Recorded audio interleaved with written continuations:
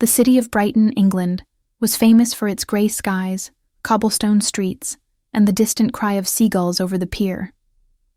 In a small repair shop tucked between a bakery and a bookstore, Oliver Grant, 39, was known for one thing. He could fix anything that ticked. Wristwatches, pocket watches, wall clocks. Time itself seemed to obey him. But what no one knew was that Oliver didn't believe in second chances. Not for clocks. Not for people. Especially not for himself. His life had become a series of ticking seconds. Predictable, mechanical, empty. His father, Thomas Grant, had died 20 years ago in the same shop, mid-repair, leaving behind a broken pocket watch, and a son who never forgave him for being too quiet, too stubborn, too distant. Oliver had sworn he'd never be like him, and yet, every day, he caught his reflection in the shop window and saw the same tired eyes staring back. One cold November morning, a letter arrived. Yellowed, postmarked years ago, returned from an old address. It was addressed to him, in his father's handwriting. Hands trembling, Oliver opened it. "If you're reading this, son, I didn't get the chance to say goodbye. The watch on my workbench isn't broken. Not really. It's missing something. Not a gear, not a spring. It's missing a moment. There's a note inside. You'll know what to do when you're ready. Remember, time doesn't heal everything. People do. Love, Dad."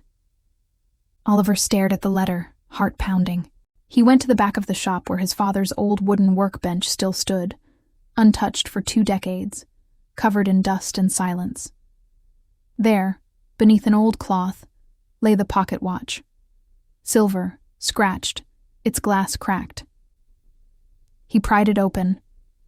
Inside, taped to the inner case, was a folded scrap of paper. He unfolded it carefully. "Find the one moment you'd change, and make peace with it." That night, Oliver couldn't sleep. He kept thinking of the last time he'd spoken to his father. It had been a fight. Oliver was 19, full of pride and resentment, accusing his father of being weak for staying in the same town, fixing the same clocks.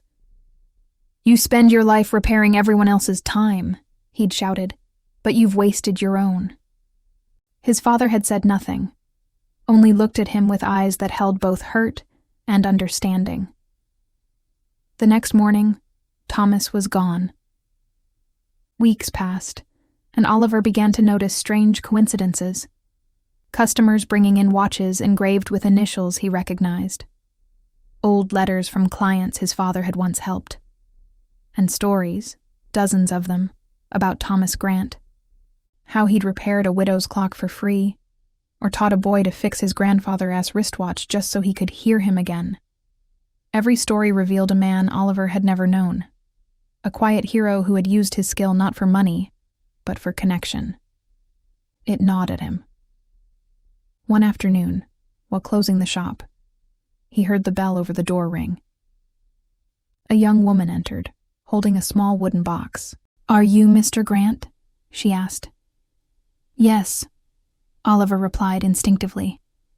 "My grandmother said your father fixed this watch 50 years ago. She passed away last month. She wanted you to have it." She placed the box on the counter and left. Inside was a small note, yellowed and soft. "Your father said this watch stopped the day I lost my husband. He told me time would move again when I learned to forgive myself. It started ticking again the night I finally did." Oliver's hands shook. The watch inside was running. Steady, clear, alive. That night, Oliver sat in his father's old chair and stared at the silver pocket watch on his bench. He whispered, "All right, Dad. Let's fix this. Together." For the first time, he turned the gear not as a mechanic, but as a son. He polished it carefully, replaced the glass, oiled the spring, and wound it 3 times. It began to tick. Soft, rhythmic, forgiving. He turned it over. There was an engraving he had never seen before. For Oliver, so you never forget, even stopped clocks are right twice a day. He laughed through tears. The next morning, he walked down to the pier where his father used to take him fishing. The air was sharp, the sea restless. He pulled the watch from his pocket, opened it, and whispered, "I wish I hadn't wasted so much time being angry." Then, for reasons he couldn't explain, he felt something, not quite wind, not quite warmth, brush against his shoulder. And the watch, as if answering, ticked louder. From that day forward, Oliver changed the sign on his shop window. It no longer said Grant & Son, Watch Repairs. It said, Time restored, for the moments that still matter. He began offering free repairs for widows, veterans, and anyone carrying something broken that reminded them of someone they'd lost. Every person who came in left not just with a working watch, but with a story shared, a weight lifted, a piece of time reclaimed. And slowly, the little shop became something more, a sanctuary where the sound of ticking meant healing. Years later, a journalist interviewed Oliver about his unusual business. He smiled, holding the silver pocket watch. "I used to think my job was fixing clocks," he said softly. "Now I know it's about fixing hearts." On the day Oliver Grant passed away, the townspeople found the shop door unlocked. Inside, the clocks were all stopped, perfectly still, except for one, the silver pocket watch on his bench, still ticking, still alive, still carrying the heartbeat of a father and son who had finally found their moment.